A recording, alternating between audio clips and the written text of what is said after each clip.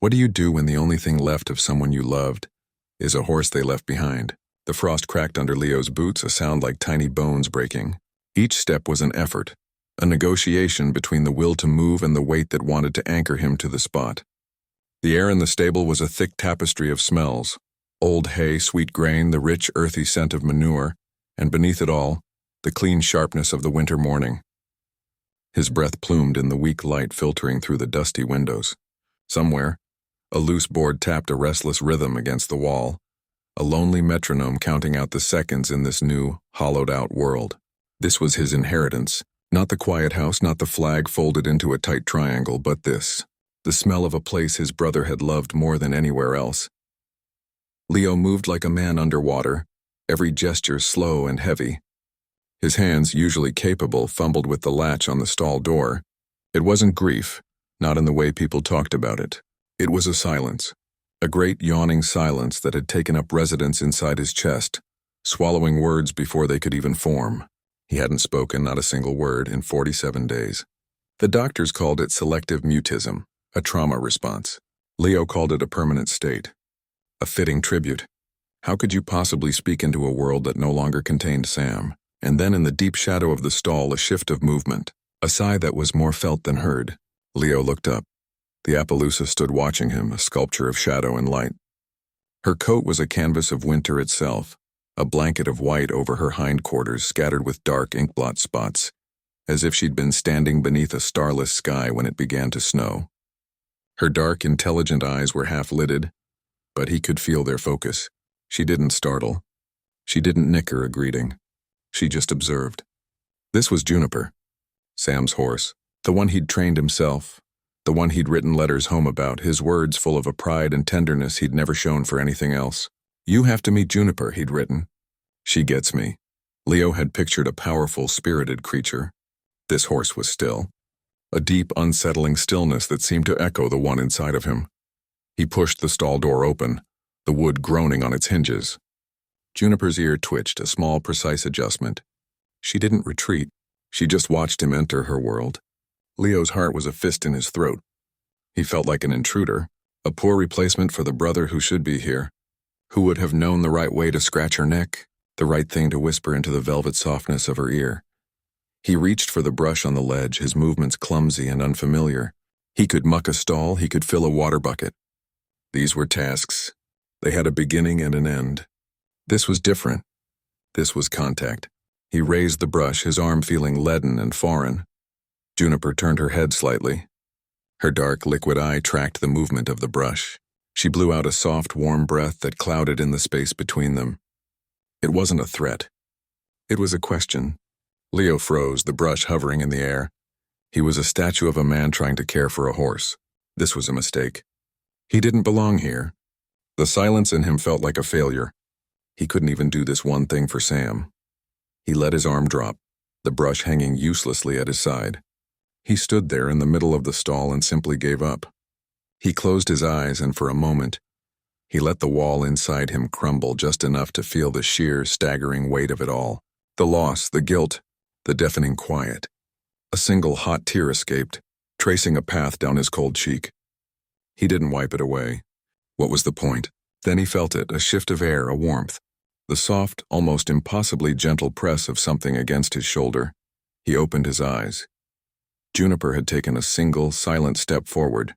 She had stretched out her neck and she was resting the broad, smooth plane of her forehead against his jacket, right over his heart. She stood there perfectly still, her breath warm through the fabric. Her eye was closed. It wasn't a nuzzle for treats. It wasn't a demand for attention. It was an offering. A stillness meeting a stillness. Leo didn't move. He didn't dare breathe. He could feel the solid, living weight of her, the steady, rhythmic beat of her own heart, a quiet counterpoint to the frantic, broken thumping of his own. The brush slipped from his fingers and landed soundlessly in the fresh straw. He didn't know how long they stood like that, a veteran who couldn't speak and a horse who asked for no words. The winter light stretched across the floor and the only sound was their shared, quiet breathing. The silence wasn't empty anymore. It was full. It was full of her. Slowly, so slowly, he lifted a trembling hand. He didn't reach for her. He simply held it in the air, an invitation. Juniper sighed, a deep, contented sound that vibrated through her body and into his. Then she shifted her head just an inch and her soft velvet muzzle brushed against his open palm. The contact was electric. A current of pure, undiluted life. It was the first real thing he had felt in 47 days. He stood there, his hand resting against the warmth of her nose. The silence between them no longer a wall, but a bridge. And he knew, with a certainty that shook him to his core, that this horse wasn't just a piece of Sam he'd left behind. She was a keeper of a silence that understood his own. And as he finally took a full, deep breath, the frozen ground inside his chest beginning to thaw just a little, he turned to leave the stall, his legs unsteady. He didn't know why, and he wouldn't have believed it if he hadn't heard it himself. The soft sound of hooves on straw, the quiet sigh of a breath. But when he turned to leave, the horse followed. The days began to weave a new pattern, a fragile tapestry built around the silent understanding between the man and the horse. Leo's world, which had shrunk to the four walls of his grief, slowly expanded to the boundaries of the paddock. The rhythm of feeding times, the quiet satisfaction of a well-groomed coat. Juniper was his shadow and his anchor. She would meet him at the gate each morning, not with excitement but with a deep acknowledging look, as if confirming they had both made it through another night. But the silence between them was never just silence. It was a language. Leo found himself speaking it more fluently than he had ever spoken words. He learned the subtle flick of her ear that meant she heard a car coming long before he did. The soft nicker that was reserved only for when he arrived, different from the one she gave the delivery man. The way she would sometimes stand at the far fence, not looking at anything in particular, just staring out into the trees with a stillness that felt ancient and knowing. It was in those moments that Leo felt the ghost at the edges of their bond. He was caring for her, but he knew in some unspoken way she was also caring for him. She was waiting for something. He just didn't know what. The first strange behavior was so subtle he almost missed it. He was cleaning out the tack room, a place he'd avoided because it smelled so intensely of Sam. Leather, oil, and his specific brand of shaving cream. He found an old battered portable radio, the kind with a digital tuner. For a reason he couldn't explain, he brought it out to the barn and turned it on, letting a low stream of classic rock fill the air. Something to push back against the quiet. Juniper was dozing in her stall, but the moment the first guitar chord crackled through the speaker, her head shot up. Her ears pricked forward, not in alarm, but in intense focus. She took a step toward the sound, her nostrils flaring. She stood there utterly captivated until the song ended and a talkative DJ came on. Then she shook her head, snorted, and went back to her hay, dismissing the noise entirely. Leo filed it away. A curious little moment. The next one was harder to ignore. He was reading a letter from one of Sam's old squad mates aloud, a habit he'd started, thinking the sound of a human voice, even his unused, rusty one, might be good for her.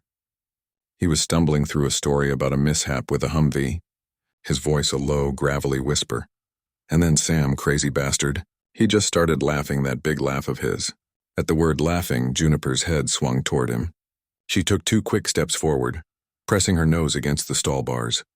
Her eyes fixed on his face with an unnerving intensity. She let out a soft, questioning whuffle. She wasn't reacting to his voice. She was reacting to the word. The concept. It was as if she recognized it. A cold prickle ran down Leo's spine. The pieces were there, but he wouldn't put them together. It felt like stepping to the edge of a cliff. He shut down the thought, the connection, and went back to mucking out, his movements suddenly sharp and angry.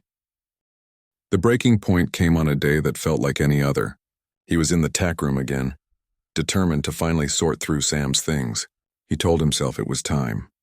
He pulled open a dusty footlocker. On top was Sam's riding helmet.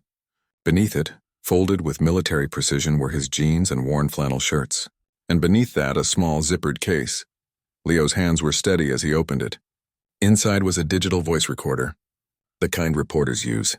A small, square piece of tape on the back had a date scribbled on it in Sam's handwriting. A date from just a month before he died.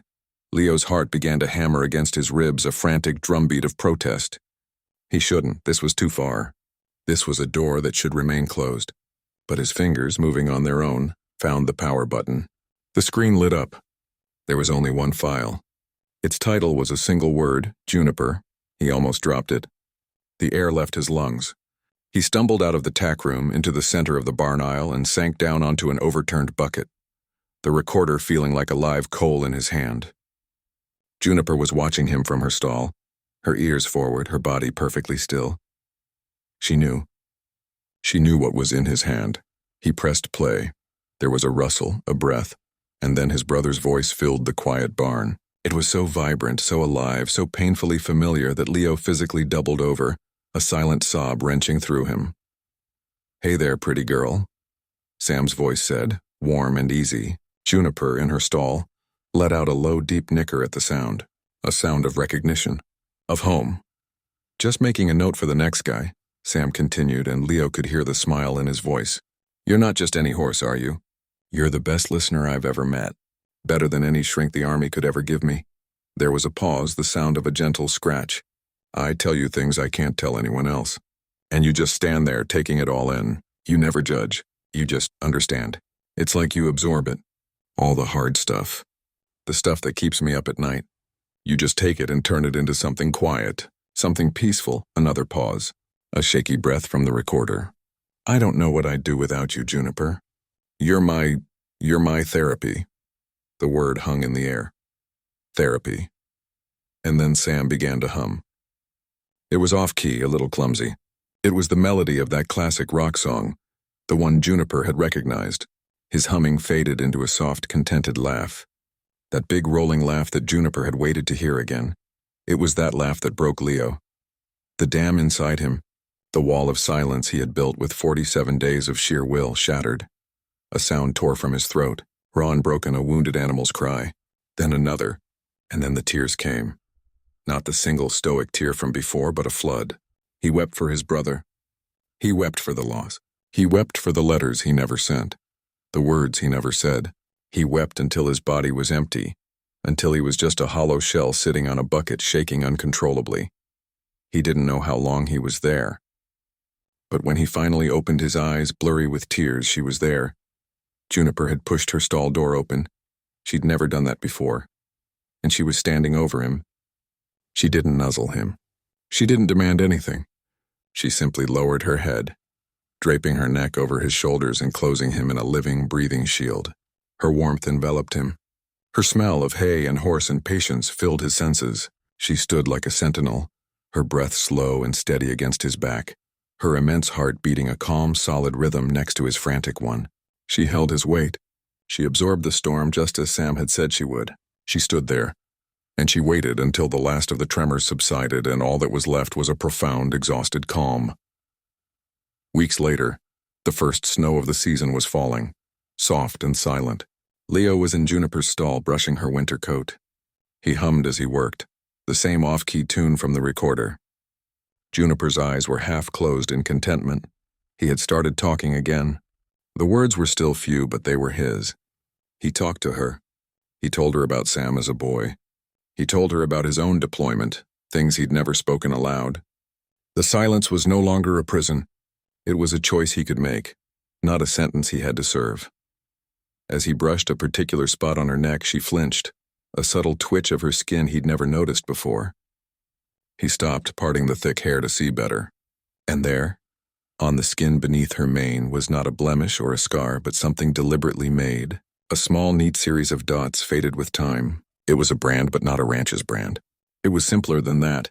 He leaned closer, his breath catching. The dots resolved into a shape, a plus sign, and next to it a single straight line. It was the symbol for a field medic, for a combat lifesaver, Sam's insignia. Leo's hand went to his mouth. He understood. This wasn't just the horse his brother loved. This was the horse that had been with him there. Over there. This was more than a pet. She was a comrade, a silent witness to everything. She had carried Sam through it, and now she had carried Leo back from the edge of it. He rested his forehead against the spot, right over the brand, and Juniper sighed, a sound of pure peace. He finally understood the gift his brother had left him. It wasn't a burden. It was an instruction, a map back to life, left in the care of a spotted horse who knew the terrain of the heart better than any of them. Sometimes, the ones who carry you through the deepest silences are the ones who never need a single word. If this story found its way into your heart, then you understand the power of a silent bond. Don't let that feeling end here. Subscribe to this channel and be part of our community. Leave a comment below telling us what moved you. Your words become part of our story. Press the bell icon so you never miss a daily video, a new journey, a new heart waiting to be found. We'll be here, waiting for you, for the next story that just might change everything.